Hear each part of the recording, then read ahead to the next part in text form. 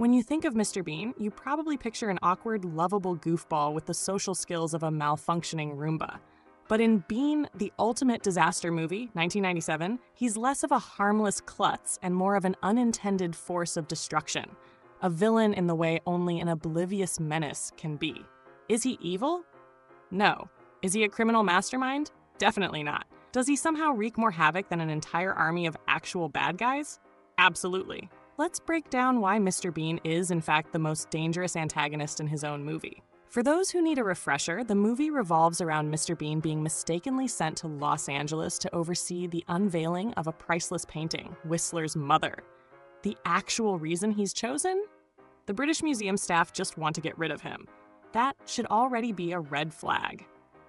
What follows is an escalating series of disasters where Bean almost gets arrested at the airport, ruins a multi-million-dollar painting, performs unauthorized surgery on a police officer, terrorizes an entire family with his personality.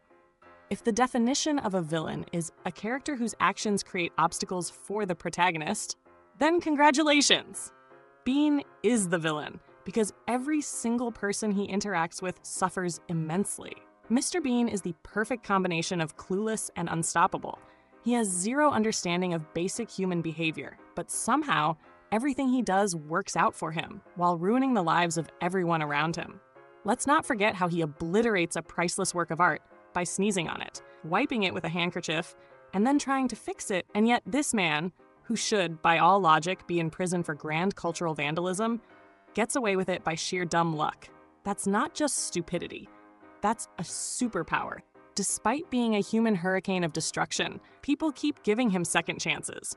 Why? Because he's got the face of an innocent child trapped in an adult body. He uses his big blinking eyes and weird little frown like a psychological weapon. Whenever someone is on the verge of kicking him out, which happens constantly, he pulls his classic move: sad eyes, pitiful pout, silent pleading, and suddenly his victims, his friends, just sigh and let him continue ruining their lives.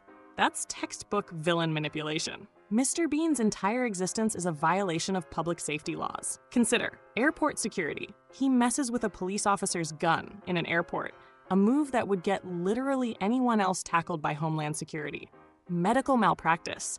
He accidentally revives a near-dead patient. I don't know what that qualifies as, but I'm pretty sure it's illegal. In short, Mr. Bean is a walking OSHA violation. The only reason he isn't in the Fast and the Furious is because he'd be too powerful. At the end of the day, Mr. Bean is that one friend who is absolute nightmare to be around, but somehow still gets invited to everything. Yes, he's a human disaster zone. Yes, he ruins lives. Yes, if he were real, he'd probably be an international fugitive. But he's also hilarious. And that's why, despite all his chaos, we keep rooting for him. He's the villain we don't deserve, but the one we can't stop watching. Unlike Mr. Bean, you don't want to stumble through life causing havoc and missing out on epic content.